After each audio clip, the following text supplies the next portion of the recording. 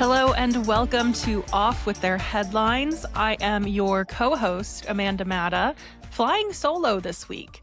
I am all by my lonesome here in this little recording studio. Meredith is in the trenches of back to school season, so she asked me if I could take this episode this week, and what can I say? I'm a glutton for punishment, so no, just kidding. Meredith, all the love to you, all the best. We hope to see you back very soon, and this is going to be interesting. Buckle up. I have a great news roundup episode planned today, but we'll see where we go. I can't promise anything. I'm hoping I stay on topic for the entirety of this hour. We shall see. You might be asking yourself, isn't this supposed to be a news roundup podcast? And the answer is yes. Meredith and I do love a theme. So recently we've been diving into kind of thematic topics and pulling in news and media tidbits where we can. We recently looked at royal theater, past and present, and there was a riveting breakdown of Diana the musical included in that episode that you will not want to miss. If you haven't listened or watched that one yet, go check it out. As always, the video for this episode will be available on our YouTube 1 week later. That is on Off with Their Headlines. But I am also going to be uploading this episode to my personal YouTube since it is just me and I love content, and I haven't been as active on YouTube as I thought I would be when TikTok was imminently going to be banned 6 months ago. So I'm going to be posting this episode right away over on my own YouTube, which is Matta of Fact with no underscores, because somebody stole my handle before I could reserve it on YouTube. It's a whole thing. I actually got them copyright struck because they were just uploading my videos. Anyway, that's another story. So that is where you can find the video for this episode right away if you are so inclined. If you're watching this on the YouTube, welcome to Off with Their Headlines. This is Meredith Constant and my Royal Media podcast. We get into the hottest trending topics every week. We get into some past media narratives. We revisit from time to time things that went down that the British press would probably rather forget. And we do reserve space for broader cultural discussions on the show as well. It's not all royals all the time, but that is where we find ourselves most often because that is our niche. If you would like to get video episodes right when the main feed episode drops every week, you can find that on our Patreon. That is patreon.com/offwiththeirheadlines. You will also find bonus episodes as well as mailbag content. That is where we source all of the questions for our mailbag episodes, is the Patreon. So if you'd like to weigh in and be part of the community there. We do have community discussions from time to time when there is a story kind of popping off. We'll start a community thread there as well. Go check that out if you're looking for bonus content, or if you just miss Meredith and you want to listen to our bonus chat from last week. That was when I got back from vacation and when she had welcomed a new member to her family. So we got into all of the updates over there. But without further ado, I have a burying the lead today. So this is our media literacy section. It's a doozy. I really love bouncing these off of Meredith, and I'm going to miss... You know what? No, I'm kind of glad it's just me today because this burying the lead article comes to us from my good friend, Richard Dick Eden. That's right. So I'm reserving about 10 minutes for myself to just rant about this man who probably hasn't had a legitimate royal scoop in 6 years. So he is now writing for the Daily Mail Plus. Oh boy, are we ready for this headline? I meticulously researched Meghan's protocol breaches and was shocked by my findings. The dozen I discovered make it so clear. The signs were there from the beginning. Richard Eden, diary editor. Yeah, this probably should have stayed in the diary, Richard Eden.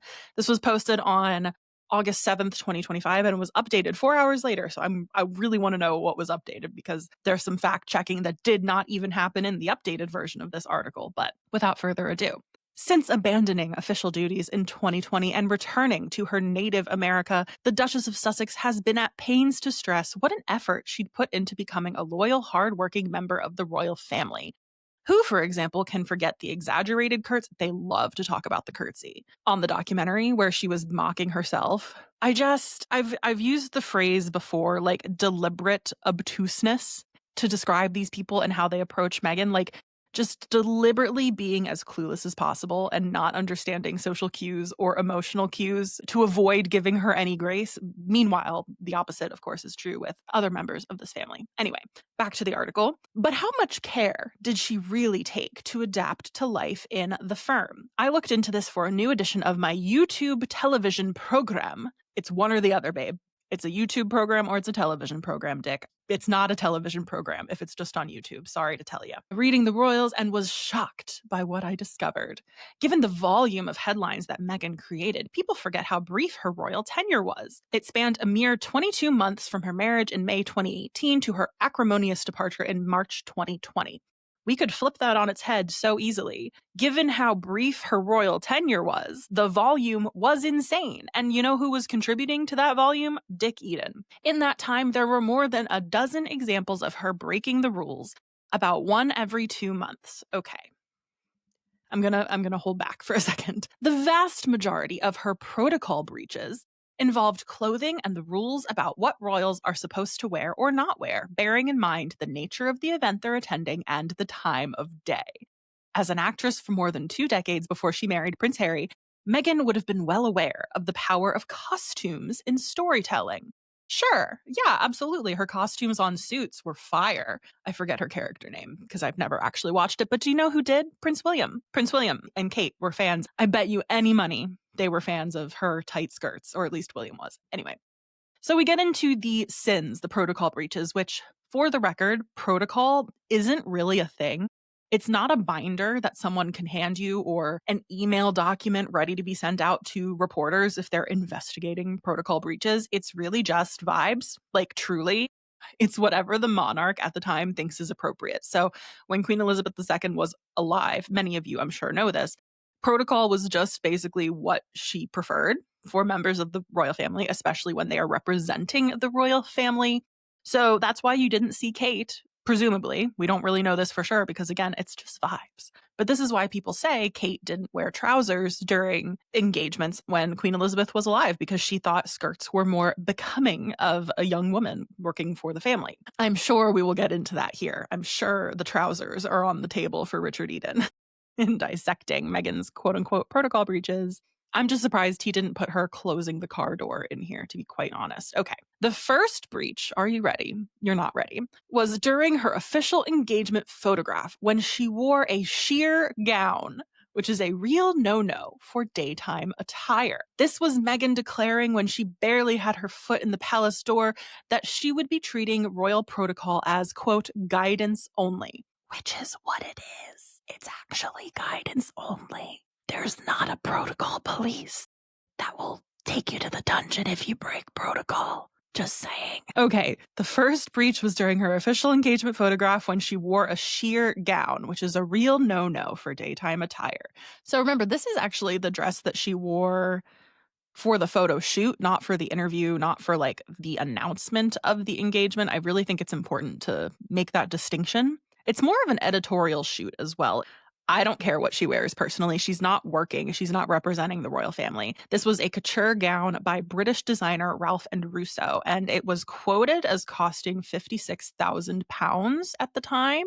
Many speculated at the time of Pippa Middleton's wedding that Ralph and Russo would be designing her dress, so not for nothing, it was trendy. Okay. Eden also writes, eyebrows were raised, of course, at the price of this haute couture outfit, an eye-watering £56,000. In contrast, in 2010, the dress for Catherine's official engagement photo was purchased in a high street store, Phoenix, for £385. Is that the blue one? No, it's the white one. For her December 2010 shoot, Middleton wore a draped 3/4 sleeve dress with ruffles from the British retailer Reiss. Middleton reportedly owned it prior to the shoot, cost $310 or 159 Great British pounds at the time, and sold out immediately. Oh, but that's not what Eden is talking about. Hang on. Kate Middleton engagement dress. Oh, there's a Wikipedia article about it. For the engagement photo call, which is like where they stand in front of the reporters and then give the interview, that dress was worth £385. Okay.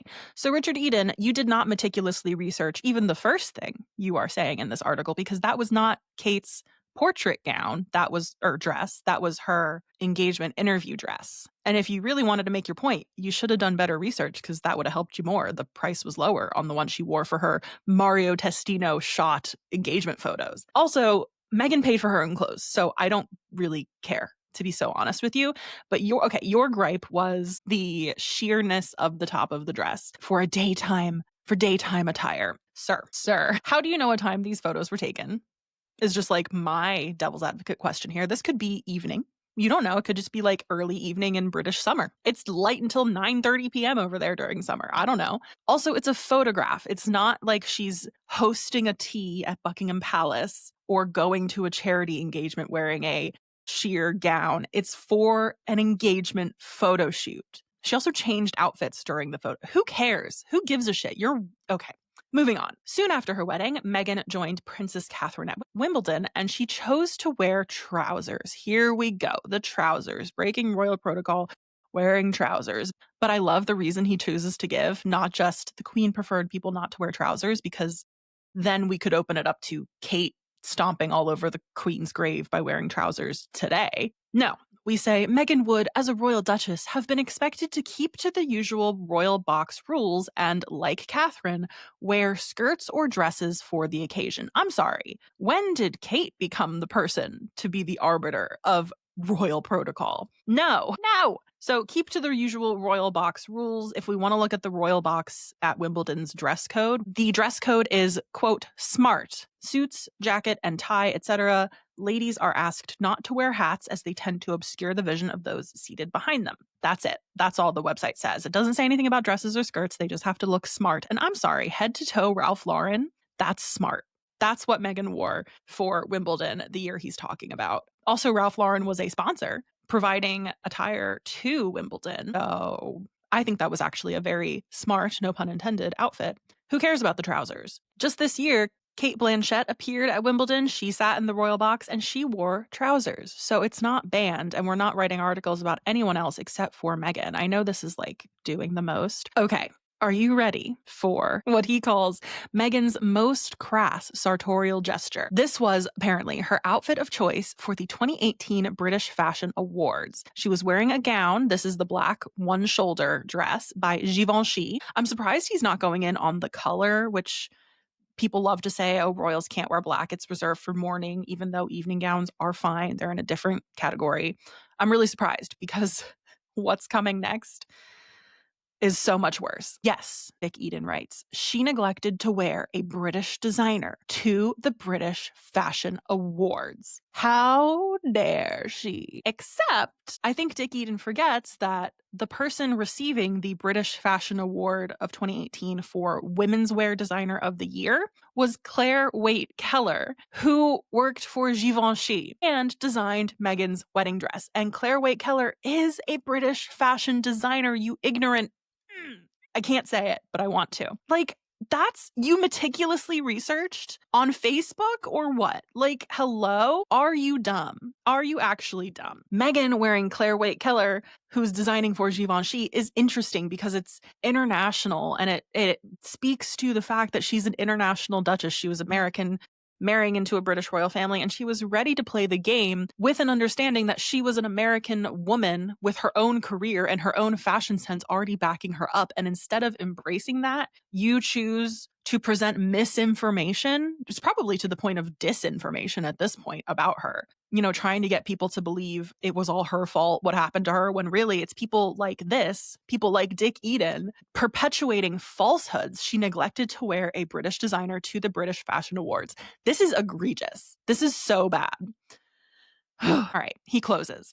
There are numerous other examples of similar protocol breaches, which I explore in Reading the Royals. Again, not a television program, Dick. It's a YouTube series. What they suggest to me is a conscious, committed rebellion on her part. The signs were there from the beginning that Meghan refusing to accept... What? The signs were there from the beginning that Meghan refusing to accept the contract. That's not a sentence. The deal that says being a royal comes with undoubted benefits, but that there's a price to be paid. Namely, this is rich, you must completely dedicate your life to public service. Paging Prince William. Am I the only one? Your individual brand and personality must always come second to the reputation of the firm and traditions it represents. Any person who comes into the royal family believing they can have all the benefits and not pay the bill, well, they simply haven't understood the contract with the crown. Save this energy for the people who are still in public service, okay? This is sad. Sad, inaccurate, desperate. Richard Eden writing for the Daily Mail's diary. Save it for the diary. People pay for this, by the way. I keep forgetting. It's the Daily Mail Plus. Let it go. Let it go. She was never going to pick you. Okay, should we dive into the harder hitting news for this week? Where to begin? Let's start with an update on the Sentebale charity row, as it was being called a few months ago. This takes us back to March 2025 when co-founders Prince Harry and Prince Ciso of Sentebale left their roles as patrons of the charity in solidarity with some of the trustees who were also resigning in this dispute with the chair of the board, Dr. Sophie Chandauka. We did do an episode where we got into this drama as it was unfolding. This is sort of the wrap up of that. I don't want to call it a drama because it shouldn't be drama. It's just because Prince Harry's name is in the story that it is news or that it has reached this level. But we did see this week a ruling by the British Charity Commission who said they were going to investigate. They announced, I think in April of 2025, that they were looking into the matter. They were going to investigate the claims of bullying and harassment at scale by Dr. Chandauka. Remember, she accused Prince Harry and other trustees of misogyny and misogynoir. She also accused Prince Harry of unleashing the Sussex machine on her in some live TV interviews. So it got messy. It got messy very quickly because she chose to speak out on Sky News. She told Trevor Phillips in an interview, "The only reason I'm here is because at some point, Prince Harry authorized the release of a damaging piece of news to the outside world without informing me or my country directors or my executive director. That is an example of harassment and bullying at scale." At that time, Prince Harry and Prince Ciso wrote that the relationship between the chair of the board, Dr. Chandauka, had broken down beyond repair, creating an untenable situation. Now, we do have the conclusions of a compliance case that was investigated by the British Charity Commission. You can read the whole thing on the government website. So this is like a British government investigation, essentially. They have kind of distilled it into a press release format. They were looking to address governance weaknesses at Sentebale after the damaging internal dispute emerged. They ultimately identified a lack of clarity around role descriptions and internal policies, and they call these the primary cause for weaknesses in the charity's management. The investigation found that this confusion exacerbated tensions which culminated in a dispute and multiple resignations of trustees and both founding patrons. The Charity Commission criticized all parties involved. That includes the trustees, that includes Dr. Chandauka, and I assume that includes the patrons, Prince Harry and Prince Ciso. So they criticized them for allowing the conflict to play out publicly and further concluded that the then trustees' failure to resolve disputes internally severely impacted the charity's reputation and risked undermining public trust in charities more generally. Some of the specific things that the Charity Commission found: delegations of certain powers to the chair, including consideration of an executive chair role, was confusing. There was a lack of guidance on what powers it seems like Dr. Chandauka had. This resulted in a convoluted and poorly governed process with a lack of clearly defined delegations over time. The then trustees failed to have proper processes and policies in place to investigate internal complaints, and more generally, a lack of clear policies contributed to the failure to resolve disputes. The commission was also not satisfied that public statements made to the media and public criticism made in television interviews were conducted in a way that served the charity's best interests. So basically, they're saying, you guys ran your mouths and you did that to save your reputation, not to help the charity resolve this dispute and get back on track, basically. And again, I think that applies to both Harry and Ciso as well as Dr. Chandauka. Based on the evidence provided and reviewed by the commission, it found no evidence of widespread or systemic bullying or harassment, including misogyny or misogynoir at the charity. But the commission has acknowledged that the strong perception of ill treatment felt by a number of parties to the dispute and the impact this may have had on them personally. So basically, they're saying we understand why you feel that way, but like that's not what happened, I think, is what I'm getting from that. And they also found no evidence of, quote, overreach by either the chair or the Duke of Sussex as patron. But the commission is critical of the charity's lack of clarity in delegations to the chair, which allowed for misunderstandings to occur. So it sounds like there was a power struggle between the patrons and the chair of the board. Patron would have been a very ceremonial role, and Dr. Chandauka would have been the one presumably supposed to make like day-to-day decisions or govern basically this charity. And it sounds like there was not a clear definition of what the expectations were for each of those roles, what the limits of their power would be. Because separately, the commission says they expect that in the future, the charity should have a clearly defined patron role set out in writing. And they've made it clear to all parties that if disputes do occur, the regulator recommends seeking mediation, showing goodwill, and acting in good faith. Now, in response, Dr. Chandauka has said, I appreciate the Charity Commission for its conclusions, which confirm the governance concerns I raised privately in February 2025. The experience was intense, and it became a real test of our strategic clarity and operational resilience. Interesting that that was her takeaway. Prince Harry's spokesperson said that the report fell troublingly short in many regards. They said the charity has been a deeply personal and transformative mission for Prince Harry, established to serve some of the most vulnerable children in Lesotho and Botswana. For 19 years, its dedicated staff, okay, TLDR, he's not going back to Sentebale, is what that sounds like. He doesn't think the Charity Commission report examined, it sounds like, Dr. Chandauka's actions closely enough because it fell troublingly short. The other trustees also made a statement. They said, we are disheartened by the way in which the Charity Commission has chosen to ignore key concerns and irrefutable evidence raised with them regarding the leadership and oversight of Sentebale's chair. We accept there is always room to strengthen governance of an organization, which is why we welcomed a governance review by the chair in February 2024, and that should have taken only a matter of months.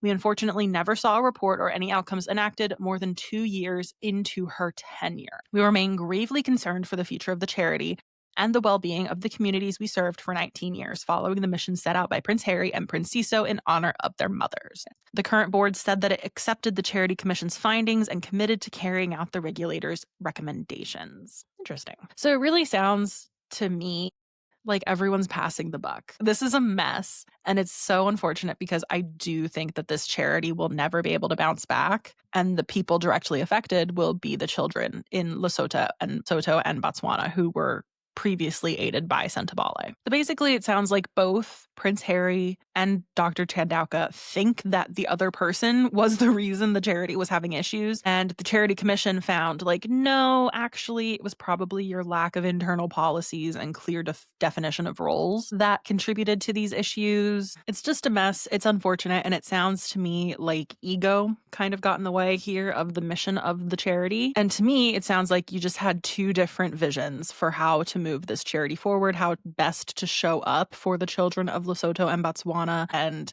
this is what happens when governance is not laid out crystal clear. Like, roles and definitions for your power are not laid out crystal clear in a board's bylaws. This is what can happen. And it has sunk many a charity organization over the years, and it will continue to sink, sadly, many more, unless people take these things seriously. Like, unless you can seriously put your ego aside, you should not be in the nonprofit space. That's my hot take as an ex-museum professional. Okay.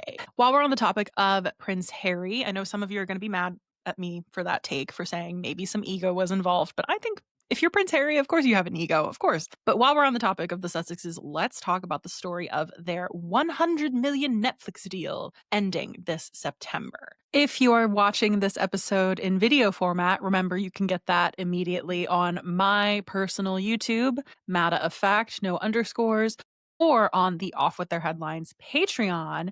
You will note that I am now in a different shirt to show that time has passed, because this always happens when we talk about Sussex news on Off With Their Headlines.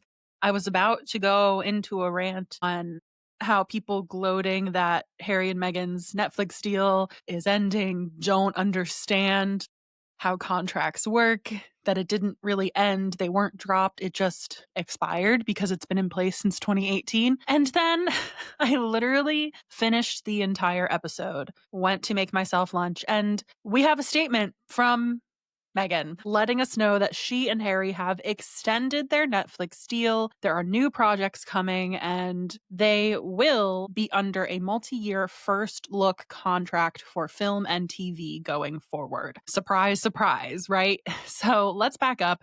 I'm going to redo everything I just recorded that is no longer relevant because there is a conclusion to this story. But basically, earlier this summer, it was reported that Harry and Meghan's $100 million contract with Netflix would not be renewed when it expires this September. Now, this is the deal that was rumored, heavy on the rumored, to be worth $100 million, estimated in the high 8 figures, close to $100 million. So we were always estimating. We do not know how much this contract was actually worth.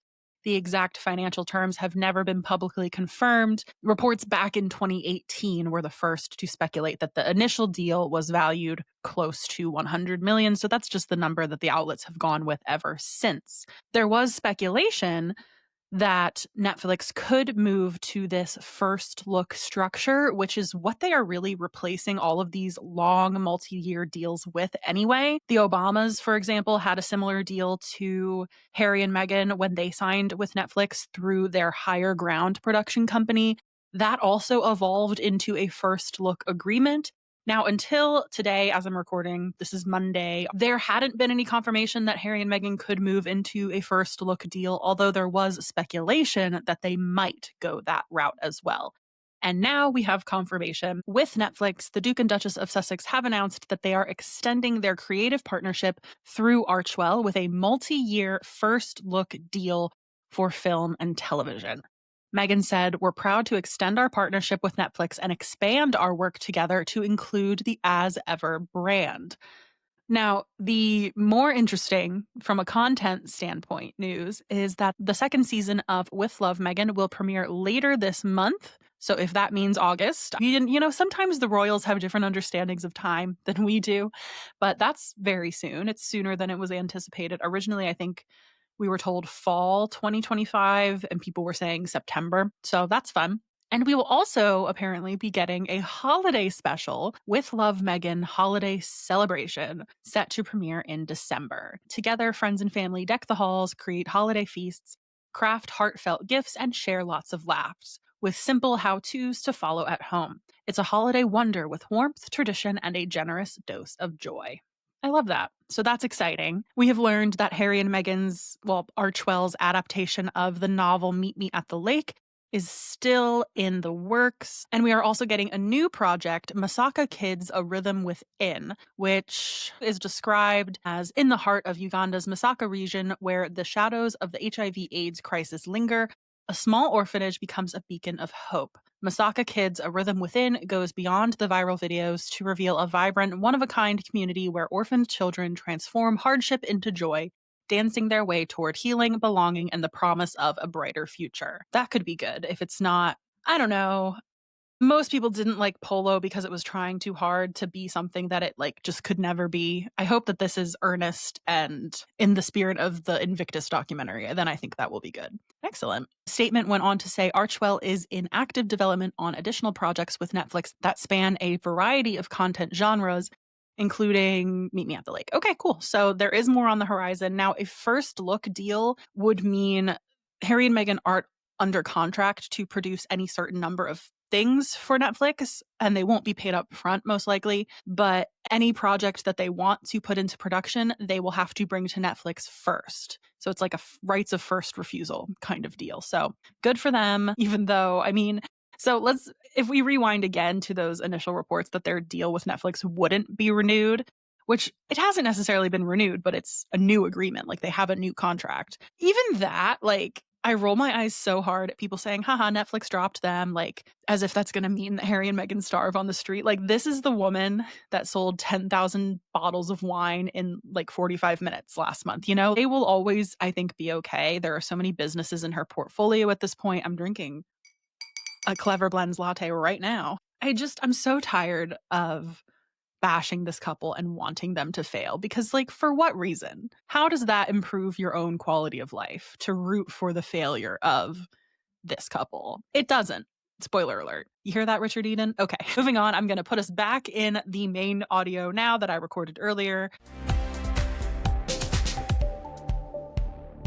With that, let's transition to some more potpourri style stories that I wanted to bring to you today. The first one involves a royal on a yacht vacation to the Greek islands. And no, it's not Prince William. This is another member of the British royal family who has been spotted holidaying on a luxury super yacht, Queen Camilla. And I have to say, what an unforced error this coverage she's getting right now, because she saw. No, she probably didn't. She probably doesn't have a phone. What am I saying? Someone in the royal household has to have seen the negative reception to Will and Kate's super yacht holiday, because that's why the press are not engaging with it seriously. And we still decided that for Queen Camilla, this would be okay. I have questions. So, headline from The Mirror, which surprises me because Russell Myers, the royal editor, I believe is the roto rep for The Mirror, and he has written this piece: Queen Camilla holidays on Tory donors' luxury £30 million super yacht. I'm sort of living. This is a well written, rigorously reported piece. The king's wife was spotted on Tory donor Syrian Saudi Wafiq Saeed's boat Zenobia while traveling to some of the Mediterranean countries' most select tourist hotspots. With the royal family meant to be strictly apolitical, Camilla being spotted on a Tory billionaire donor's boat will be seen by many as sending out the wrong message. And while there is no suggestion that the king's 78-year-old wife has done anything wrong, accepting hospitality from someone so influential in the world of politics is not a good look.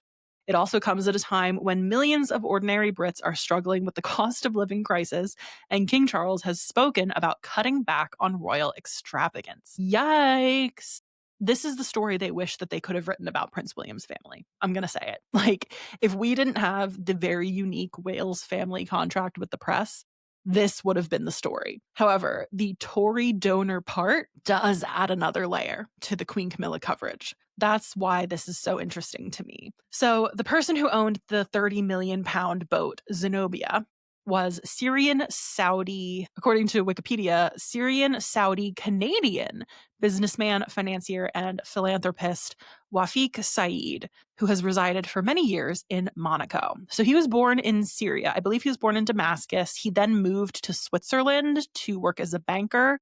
He then made his fortune in the Saudi Arabian construction industry in the 1970s. Mr. Saeed came to public prominence in Britain after helping to facilitate a notorious arms deal between the UK and Saudi Arabia in the 1980s.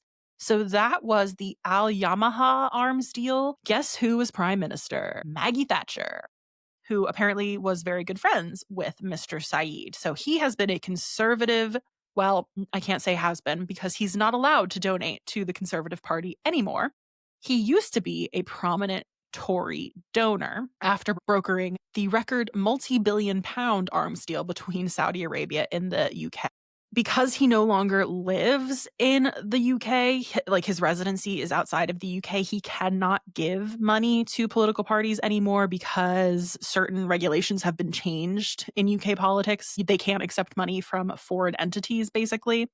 However, his wife, Rosemary, who is a UK citizen, still makes donations to the Conservative Party. These have totaled more than £2 million since 2015. His daughter, Rasha, also got in trouble in 2005 because she was recorded as giving £47,000 to the Conservatives and later admitted she did not personally have enough money to make that donation, sparking claims that she had acted unlawfully as a proxy for her father. Shady dealings, indeed. The Tories insisted the money had come from the mother, and an electoral commission inquiry found that there had been no wrongdoing. But while we're on the subjects of commissions, let's revisit that arms deal really quick that Mr. Saeed brokered between the Saudis and the British. He said in a statement, actually like this week when he was contacted about Camilla being on his yacht, Mr. Saeed said, in 1983, the then Prime Minister Margaret Thatcher asked me to advise on negotiations with the Saudi government. I remain proud to have been part of what she called her team batting for Britain to secure this historic defense contract. The deal, Britain's largest ever export agreement, generated over £43 billion for UK companies and supported over 30,000 UK defense jobs. To those who criticize my role, would they rather I had declined and the contract gone elsewhere? Okay. So what's the controversy here? Well, there was an investigation into the Al Yamama deal. I'm sorry. me pronouncing this, Yamamah, Al Yamamah. That's got to be it, right? I don't know. This was a record deal for the UK, and the Saudis paid for the delivery with up to 600,000 barrels of crude oil per day to the British government. The prime contractor was BAE Systems and its predecessor, British Aerospace. This deal would later come under fire for potential bribery. In 2010, BAE Systems pled guilty in a U.S. court to charges of false accounting and making misleading statements in connection with the sales. An investigation into the British Serious Fraud Office into the deal was discontinued after political pressure from the Saudi and British governments. That was Tony Blair, I believe, who discontinued that investigation. But recently, The Guardian did uncover some of the reports from this investigation, which were suppressed. They were heavily censored and basically buried until they were discovered in a public archive. There were allegations that members of the Saudi royal family were taking bribes on the deal that emerged almost immediately. The investigation was initiated in 1992. Investigations like this would normally be scrutinized in public sessions by MPs on the House of Commons Public Accounts Committee. However, in this case, the Ministry of Defense persuaded the chair of the committee at the time to hold a session in secret and then to suppress the report, according to The Guardian. The Ministry of Defense's permanent secretary at the time, Sir Michael Quinlan, also appears to have lied to the MPs investigating the deal by falsely claiming that no commissions, which is a euphemism for bribes, were being paid using public funds and failing to disclose his own department's involvement in regular secret payments to a Saudi prince. So I will not go much farther into this. The reports of this investigation have been suppressed. Like I said, there were only 10 copies ever produced. There were only 2 MPs actually allowed to read it. So it only recently, like 2024, came out what was in this investigation. And the guy lending his yacht to Queen Camilla is the man who Margaret Thatcher personally called to help negotiate that deal. So that's all I'll say on that, right? Allegedly a Tory donor, a close friend of Margaret Thatcher. He's also friends with King Charles. In 2019, a dinner was held at Clarence House, quote, given by the Prince of Wales in honor of Wafiq Saeed and his charitable work and to mark his 80th birthday. He was also invited to take part in the traditional carriage procession at Royal Ascot in 2024 and was seen in the royal box with the monarch. He is a founding patron of the Prince of Wales Charity Foundation, now called the King Charles III Fund. I really love, side note, that King Charles took all of his charities with him to be king. He didn't let Prince William get any of them. Oh my goodness. In 2016, Mr. Saeed was debanked by Barclays, so not something you want on your resume. There were claims from Barclays management that holding accounts in Mr. Saeed's name were linked to high-risk countries. He later launched legal action against Barclays, and he said in a statement as well, in 2016, Barclays wrongly closed my accounts believing I was resident in Syria. After I sued, the bank apologized publicly, confirmed no wrongdoing by me or my family, and contributed to my legal costs in defending my interests in this case. He said, I do not see how my wife, who is a lifelong conservative voter and a donor, how her political affiliations are relevant to our friendship with the Parker Bowles family. So I find that very interesting. In the statement, he talks about the Parker Bowleses being friends of his for over 40 years. Tom Parker Bowles was at school with my son, and Tom and Laura are like children to me. We have remained friendly with both Brigadier Parker Bowles, Camilla's ex-husband, and the Queen ever since. It is natural for me to offer my boat to close friends when I am not using it. I was therefore pleased to offer it to the family and glad to learn she is enjoying time with her children and grandchildren. So he also kind of let that slip, I believe, that Camilla is on this boat with her children and her grandchildren. We do not believe that King Charles is on the boat. He was at some of the Highland Games this past weekend, not in Greece. So Camilla is here pictured on the top deck of the boat, presumably trying to have her own Princess Diana paparazzi moment all by herself. So you'll have to let us know in the comments or in a DM what you think of this. Is it a bad look, or is it possible when you are the queen consort to separate your personal friendships with Syrian, Saudi, conservative donor billionaires from your role as queen? I don't know. Can you do that? Is that possible? Personally, I think that the Queen would have never let this happen. The perceived apoliticalness of the royals is something of a smokescreen. We know that Charles is influencing the attitudes of MPs. He's trying to get his agenda pushed forward through the government, but you always have to do it privately. You have to have some air of plausible deniability. Being pictured on a yacht owned by a conservative donor, not a good look. That does kind of put a crack in the mirror, right, of respectability here. I do find it very interesting that we can write this story when it's the Queen and King Charles, but we turn a blind eye when it's the Wales family. I would love to know what the invisible contract actually looks like. Russell Myers quotes former Lib Dem Minister Norman Baker, author of a new book on finances called Royal Mint, National Debt, said members of the royal family really ought to consider the public perception of such episodes, whether they are on holiday or official business. They are representing the country at all times, and let's be honest, it's not as if they are short of cash. Debatable. This is not a good look for Camilla, especially when the relationships between the royals and their associates are rightly called into question. Yeah, I mean, it's just you don't need this when we're talking about the royals, especially when, as Russell Myers brings up, Charles is speaking about cutting back on extravagance, slimming down the monarchy, especially when you also have Prince Andrew still running around with stories of his friendship with a Chinese spy, like fresh in the memory, his connections to Jeffrey Epstein, like being brought back into the public conversation. Like, we just don't need this. And I would love to see some self-sacrifice from the royals, even if it is just like skip the yacht vacation. Hello? I don't think I'm asking too much. All right.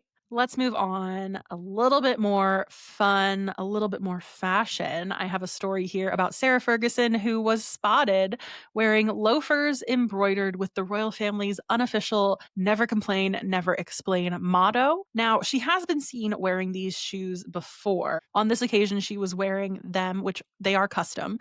She was wearing them to an influencer event related to her book, Her Heart for a Compass. This was an afternoon tea where she, quote, welcomed creators to Britain and gifted her best-selling novel. They're so funny. But what's so interesting about these shoes is the timing. So Fergie and Prince Andrew are back in the news due to a new book, which is coming out entitled The Rise and Fall of the House of York.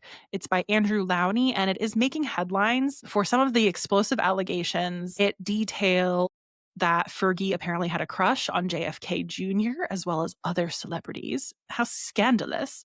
This is also where the story about Prince Andrew and Prince Harry having a physical altercation came from. And the latest excerpt on August 6th detailed how Prince Andrew allegedly slept with more than a dozen women during the first year of his marriage to Sarah Ferguson, spending most of his time away from home as a naval officer. Of course, Sarah also had her share of extramarital fun. This would have been later in the marriage, however, according to the book. Friends say that Andrew accepted his wife's infidelities and that his marriage was over, the book says. He would dine alone off a tray in his study while Sarah and one of her lovers ate together elsewhere in the house. Sarah, however, was jealous of any of Andrew's girlfriends. She wanted to remain the one, with all the perks that brought, and the girlfriends were invariably dispatched through a mixture of charm and ruthlessness. Boy. They were photographed together on August 3rd, driving near Royal Lodge, where they, again, still live together. They cannot quit each other. It seems like the toxic relationship to end all toxic relationships. According to the excerpt from the book, the key is that, as a friend of the couple said of their fluctuating relationship, you have to understand that Andrew still loves Sarah. So the timing of wearing these never complain, never explain shoes, very, very interesting. This would have been on July 31st. The excerpt came out on August 6th. So did she know that that excerpt was coming out? Was it a coincidence? Why else would you wear never complain, never explain shoes to a book influencer event? Like, her book is not about the royal family. It's a steamy historical romance. So unless you really need to shill that badly, then you have to wear these shoes and get your picture in the papers. I would not put it past her, but that was a fun one that I saw. And finally, a new section I want to call What? Not really. This is just a headline that I saw from people. Princess Anne's 75th birthday portrait. First of all, hasn't it been Princess Anne's 75th birthday for 3 months now? We were talking about she had a 75th birthday gala 2 months ago. This is the longest birthday I've ever heard of in my life. Okay, but the headline goes on. Princess Anne's 75th birthday portrait shows off her first hair makeover in half a century. What? It's a picture of her and her husband, Sir Timothy Lawrence, at the recent state dinner for the French visit to the UK. And she's wearing like a tiara, and her hair. Okay, this is personal tie-in here. I recently went for my hair trial and my hair looked like this for a while, and I distinctly said to the stylist, I was like, can we make it a little less Princess Anne? Because it was giving volume that I did not want it to give. It was giving texture that I did not want it to give. And I'm sorry, that's what I'm seeing in the picture that they're talking about. Her first hair makeover in half a century. I'm sorry, it's not giving that. Her hair, they call it an elegant chignon rather than her like trademark, I think they call it a bouffant at one point, just like her pulled back textured bun, right? She's still got volume for days on the side of her head. And that's what I was trying to avoid when I was talking to my stylist during my hair trial. Her first hair makeover in half a century. That's insane. I mean, anything to get people to click, I guess, but like this might be the most hyperbolic headline in this entire episode, including the dozens of protocol breaches that Richard Eden identified about Meghan. Also, in honor of Princess Anne's 75th birthday, the royal family did post like a little slideshow grid post you could swipe through to like learn about Princess Anne, and it talked about her achievements. And I liked that they said she's like a record number holder of royal engagements every year. And it's like, wow, way to throw the other royals under the bus. But I was swiping through, eagerly waiting to see if they would mention her first marriage to Captain Mark Phillips. No, of course not. They never mentioned first spouses on these slideshows. For King Charles, when he was being crowned, or like it was his birthday or something, he got a couple of these slideshow as well type things, these slideshow things as well. They never mentioned Diana once. Camilla got one. They never mentioned Andrew Parker Bowles once, but they will mention their grandchildren. So like in Anne's case, it's the Phillips grandchildren and the Tyndall grandchildren. And you would be forgiven if you didn't know anything about her from being like, where did they get those last names? I don't know, because the only spouse that they recognize in this slideshow is Sir Timothy Lawrence. So I just think that's funny.